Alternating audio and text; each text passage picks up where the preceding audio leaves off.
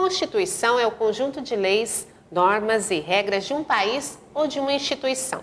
A Constituição regula e organiza o funcionamento do Estado. É a lei máxima que limita poderes, define os direitos e os deveres dos cidadãos. Para falar um pouco sobre este assunto, estamos recebendo hoje no Cidadania em Pauta o promotor de justiça aposentado, vereador e advogado, Dr. Nava. Eu queria agradecer a sua presença aqui. Eu que agradeço o convite.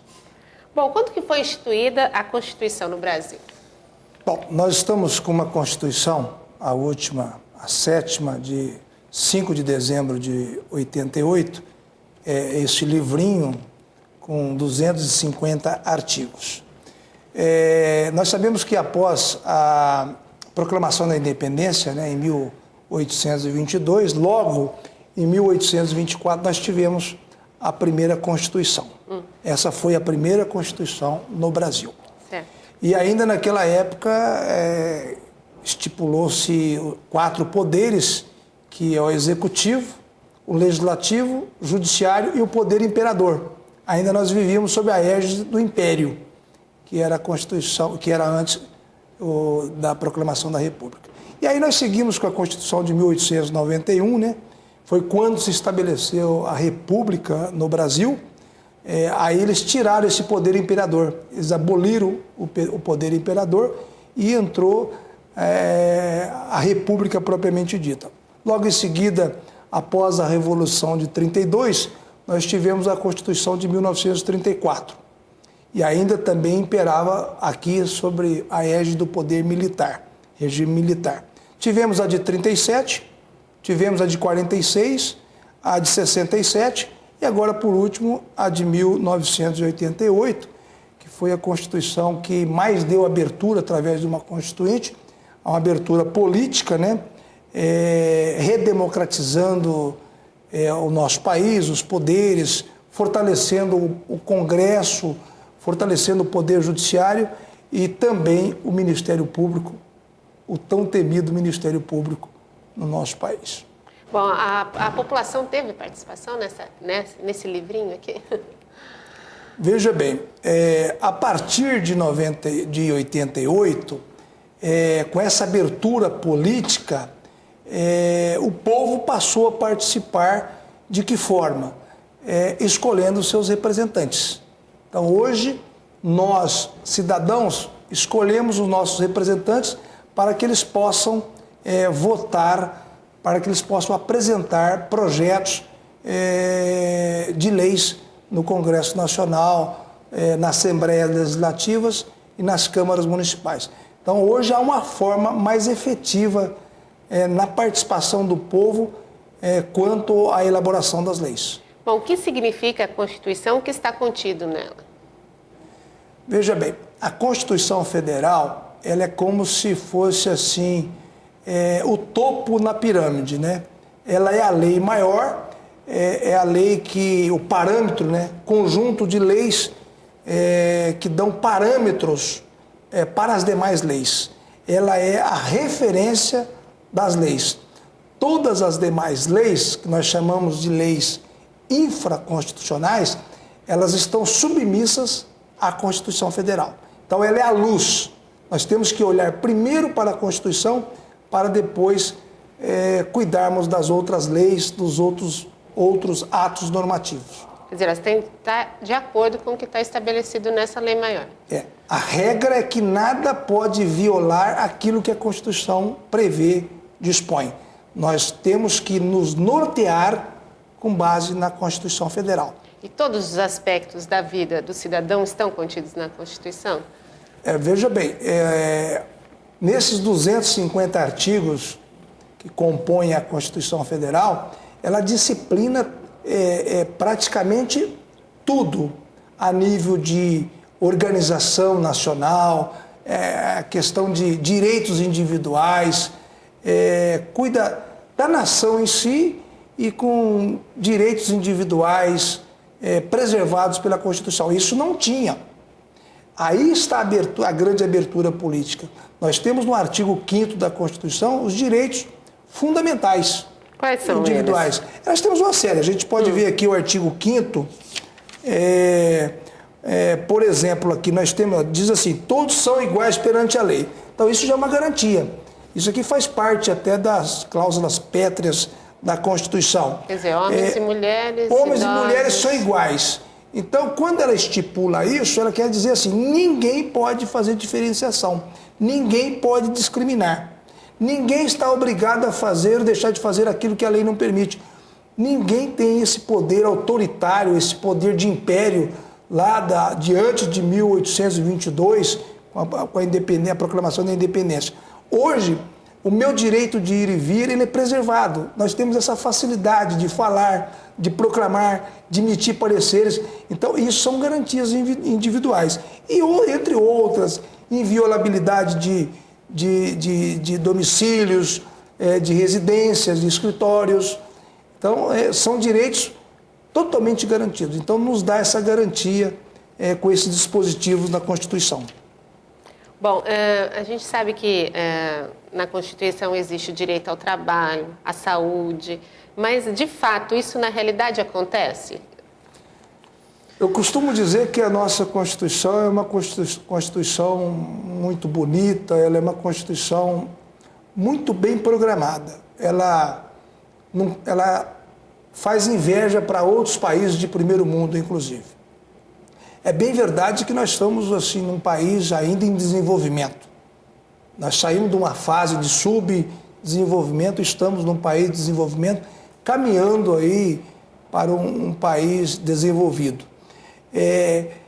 Tudo que está previsto, quando se fala em direito à saúde, direito à vida, direito à cultura, direito ao transporte, à moradia, isso não foi fácil colocar aqui. Foi muita luta, muita participação popular. Então, isso já está garantido. Agora, você vê isso se realizar de forma concreta é um processo moroso, porque depende da administração, depende de recursos, depende de formatação, de políticas públicas, entendeu?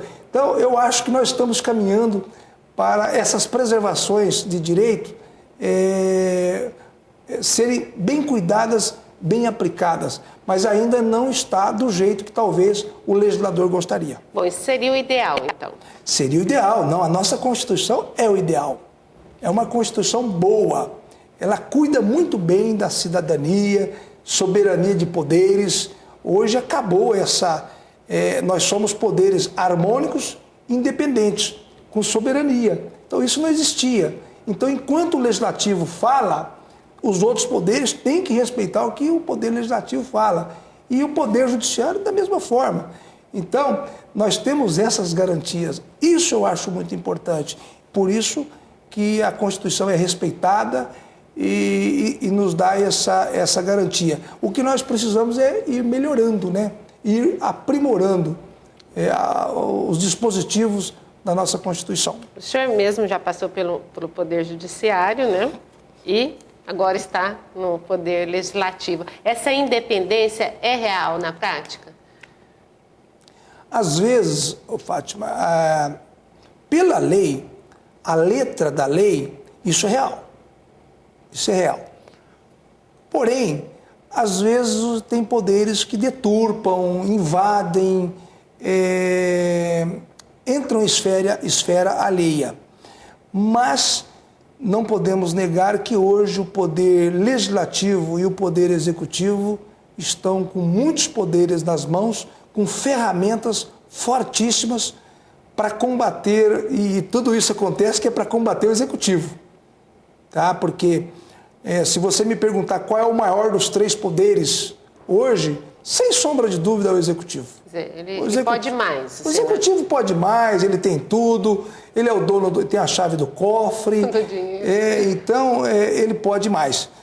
Mas, por outro lado, o poder judiciário é quem dá a última palavra. Tem um constitucionalista, Alexandre de Moraes, que não concorda quando se fala que quem dá a última palavra é o poder judiciário. Mas quem sou eu para contrariá-lo?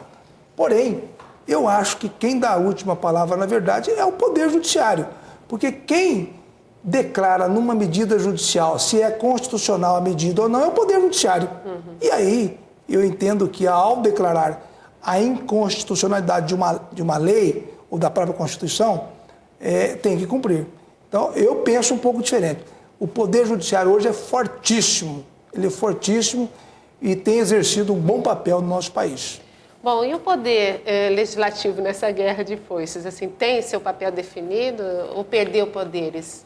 A gente ouve falar que perdeu poderes com essa Constituição, isso é verdade?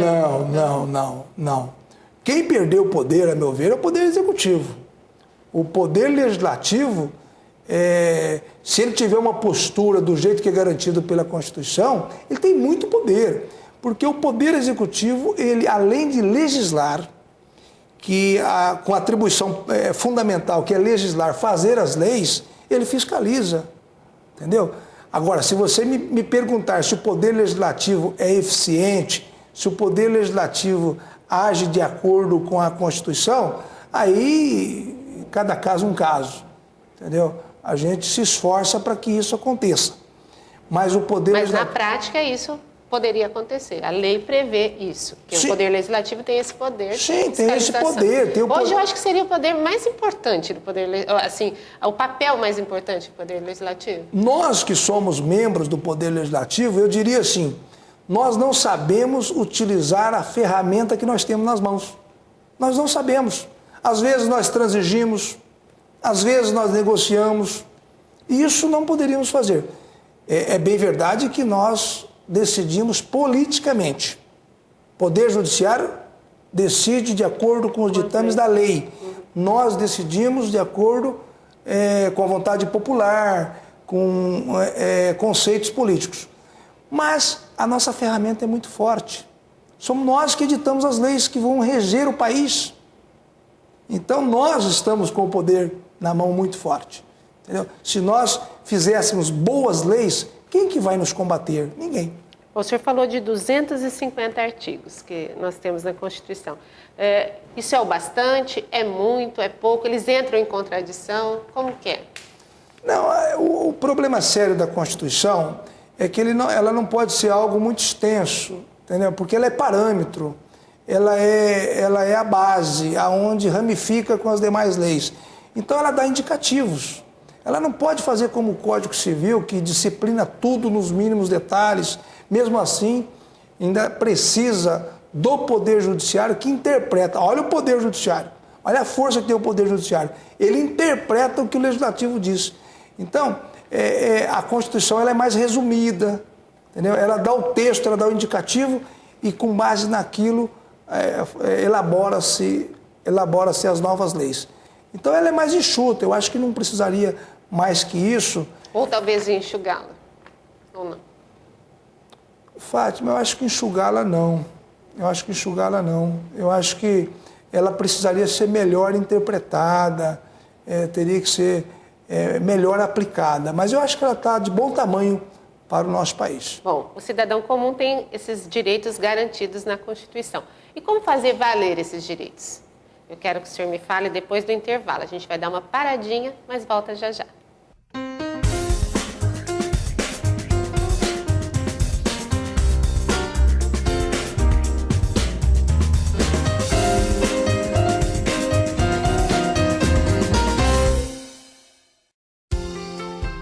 O Centro de Assistência Odontológica a Excepcionais, o Centrinho, mantido pela Unesp, é referência em assistência odontológica a pacientes especiais. A unidade é responsável por milhares de atendimentos. São 70 por dia e 500 novos a cada ano. Pessoas de mais de 400 municípios do estado de São Paulo já receberam tratamento no Centrinho. Mais do que um simples atendimento de saúde, o que se faz no Centrinho de Araçatuba é acolhimento integral. Outras informações, ligue 3636-2753.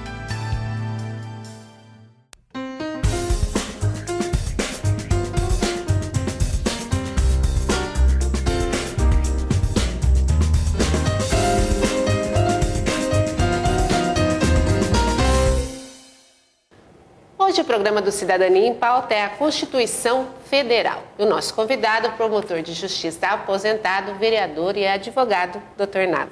Nós terminamos o bloco anterior falando sobre os direitos que estão garantidos na Constituição e como as pessoas devem fazer para fazer valer, né, esses direitos. Nós temos vários caminhos.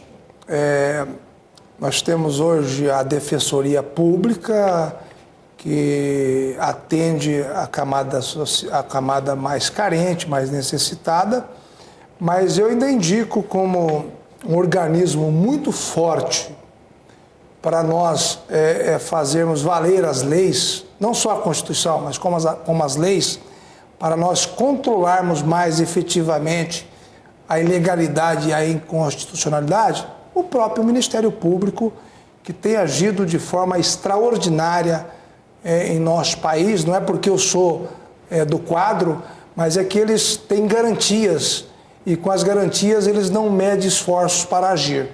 Então, o cidadão que se sentir constrangido, violado em seus direitos, procure a Defensoria, procure a própria Câmara Municipal, mas não deixe, na última hipótese, ou talvez até a primeira, procurar pelo Ministério Público, porque ele está lá para servir a coletividade.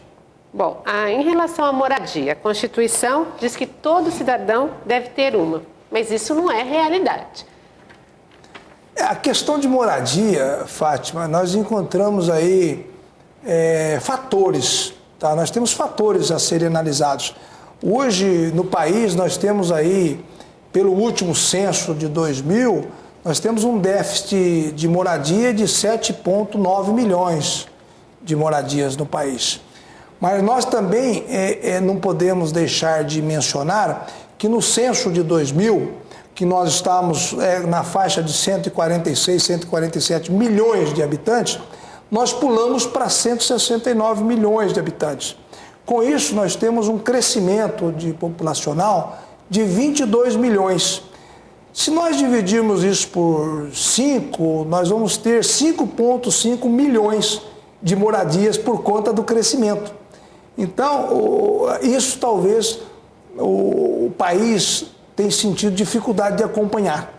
Então, são fatores que contribuem para o não atendimento desse requisito, desta determinação legal, que é cada um tem a sua moradia.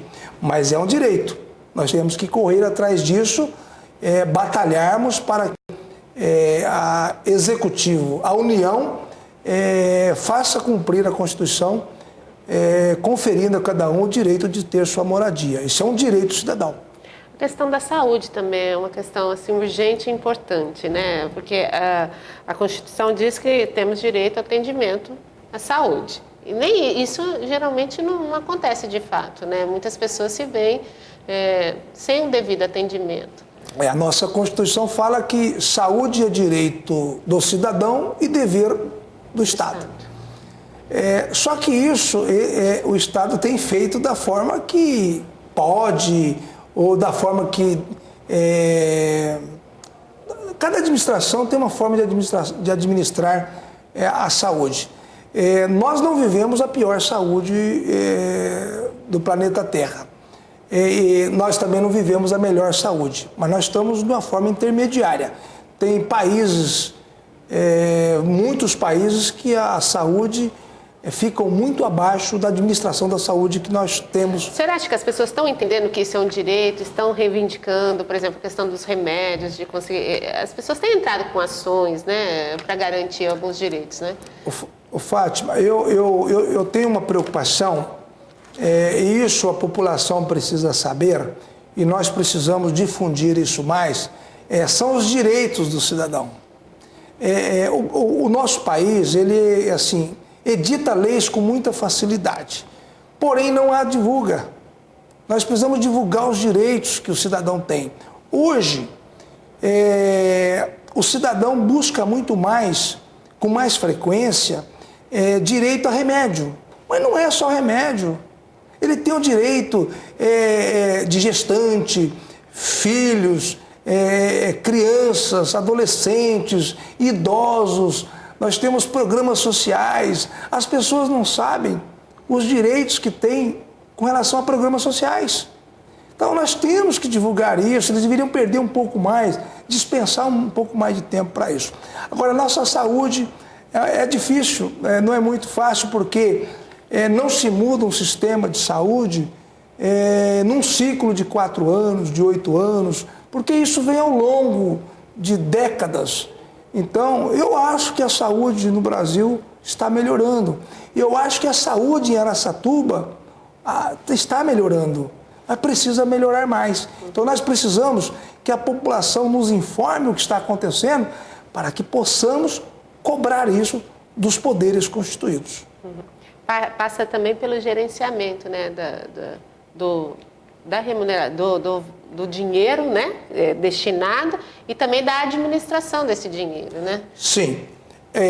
Hoje, numa administração pública, gerencia-se de que forma?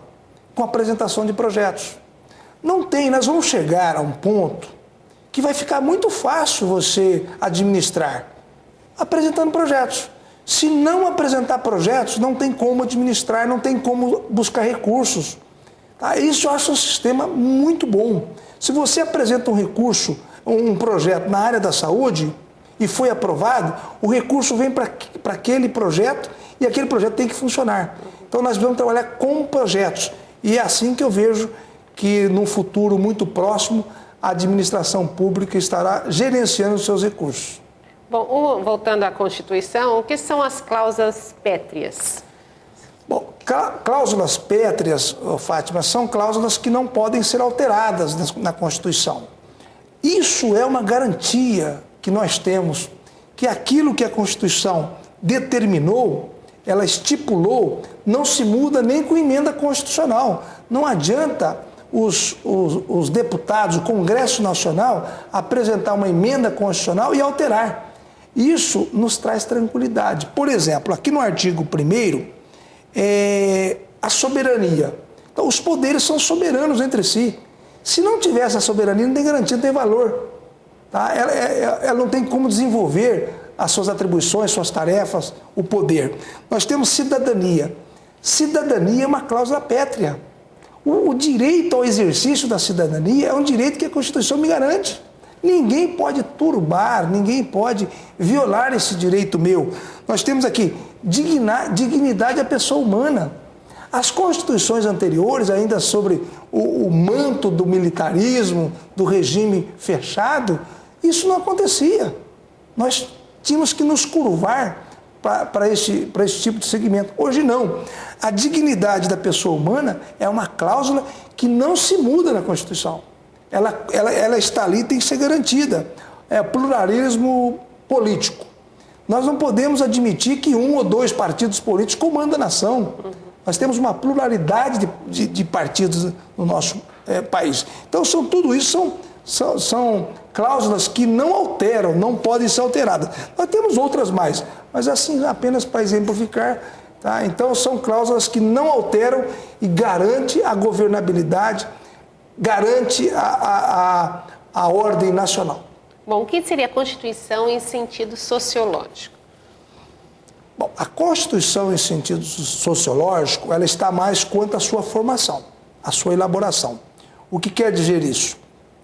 De acordo com o fator sociológico que vivemos, nós temos que alterar a nossa Constituição. Quer dizer, fatos novos vão acontecendo. Exatamente. Porque quem determina a mudança da legislação são fatores. Fatores sociais, fatores políticos, fatores jurídicos. Então, nós falando do fator social, na medida que uma situação sociológica alterou, nós temos que pensar numa alteração da Constituição. Então, é por isso que nós falamos que a Constituição tem o seu conceito fundado sociologicamente falando. É porque ela se altera por um reclamo de uma mudança social. Uhum. E em sentido político, o que a Constituição representa? Em sentido político também é um conceito importantíssimo que implica a segurança das questões políticas da nação. Como que eu diria no sistema político? Tudo aquilo que envolve política partidária, como escolher, como deixar de escolher seus governadores, seus administradores, seus políticos, tudo isso está garantido na Constituição. Eles não podem alterar isso da noite para o dia, então são questões garantidas pela Constituição Federal. Bom, o presidente do Senado, José Sarney, disse que a Constituição tornou o Brasil ingovernável, por causa de medidas provisórias. O que o senhor acha disso? Olha, eu penso assim, que as medidas provisórias são necessárias, mas o que ocorre, o que tem acontecido é abuso na aplicação das medidas provisórias. Hoje, nesse aspecto, com as medidas provisórias, o Poder Legislativo está truncando o processo legislativo, porque ele legisla lá dentro do Palácio. Então, a norma vem de lá para cá. Numa situação de emergência e necessidade, ele edita a medida provisória, que tem valor por 60 dias, prorrogável mais 60 dias, e isso, se não definir, olha só, se nós tivermos uma pauta com inúmeros projetos em andamento, se o Congresso não definir a medida provisória, se rejeita ou transforma em lei, ela tranca toda a pauta. Nada anda por conta dessa medida provisória. E isso implica dizer que o Poder Executivo está determinando situações dentro do Poder Legislativo. E essas medidas provisórias, elas podem versar sobre qualquer assunto? Não, depende, não. É um assunto de necessidade, mas urgente, em caráter de urgência. Tá? São requisitos indispensáveis para a medida provisória. A Constituição de 88, né? Ela deu mais poder ao Judiciário? Deu esse poder de decisão, poder de controle, criou o Conselho Nacional de Justiça, que ele é um órgão fiscalizador também, e com essas atribuições ao Poder Judiciário, é quando ele controla a legalidade das leis. Então ele interfere com esse poder que recebeu com a 88, mais abertura, que ele não tinha essa amplitude de atuação. Hoje o Poder Judiciário, ele age com toda a liberdade.